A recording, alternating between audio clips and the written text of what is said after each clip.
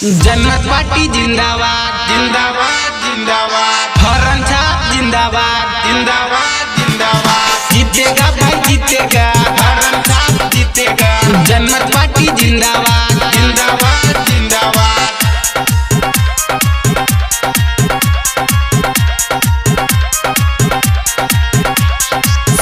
के भैया है गरीबियन का जान, जनमत में मिला है सुंदर निशान। बहुमत से जिताएंगे कर लो दयान, गांव समाज का बढ़ जाएगा शान। हरण में वोट दो, जनमत को सपोर्ट दो। जनमत पार्टी जिंदाबाद जिंदाबाद जिंदाबाद। हरण में वोट दो, जनमत को सपोर्ट दो। हरण छाप जिंदाबाद जिंदाबाद जिंदाबाद। के भैया है गरीबियन का जान, जनमत में मिला है सुंदर निशान। बहुमत से जिताएंगे कर लो दयान, गांव समाज का बढ़ जाएगा शान। हरण में वोट दो, जनमत को सपोर्ट दो। जनमत पार्टी जिंदाबाद जिंदाबाद जिंदाबाद। हरण में वोट दो, जनमत को सपोर्ट दो।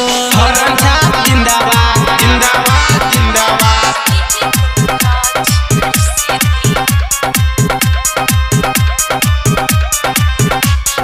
जनमत पार्टी जिंदाबाद जिंदाबाद जिंदाबाद। हरण छाप जिंदाबाद जिंदाबाद जिंदाबाद। अपन गाँव समाज का विकास करेंगे, मानवा के सब पूरा आस करेंगे। रोड नाला गली गली विकास होगा, मधेसी के जनता ना निराश होगा। हरण में वोट दो, जनमत को सपोर्ट दो। जनमत पार्टी जिंदाबाद जिंदाबाद जिंदाबाद। हरण में वोट दो, जनमत को सपोर्ट दो। हरण छाप जिंदाबाद जिंदाबाद जिंदाबाद। के भैया है गरीबियन का जान, जनमत में मिला है सुंदर निशान। बहुमत से जिताएंगे कर लो दयान, गांव समाज का बढ़ जाएगा शान। हरण में वोट दो, जनमत को सपोर्ट दो। जनमत पार्टी जिंदाबाद जिंदाबाद जिंदाबाद। हरण में वोट दो, जनमत को सपोर्ट दो।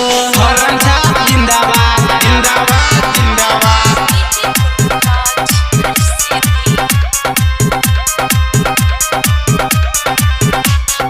जनमत पार्टी जिंदाबाद जिंदाबाद जिंदाबाद। हरण छाप जिंदाबाद जिंदाबाद जिंदाबाद। युवा नेता शिक्षित खड़े हैं उम्मीदवार, मधेश में सबको मिलेगा रोजगार।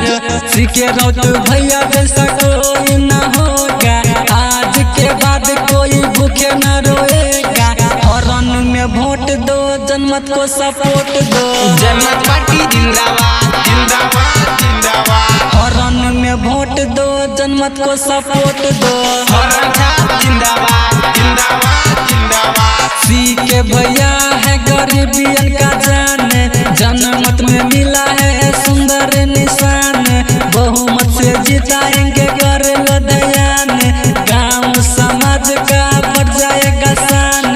हरण में वोट दो, जनमत को सपोर्ट दो। जनमत पार्टी जिंदाबाद जिंदाबाद जिंदाबाद। हरण में वोट दो, जनमत को सपोर्ट दो। हरण छाप जिंदाबाद जिंदाबाद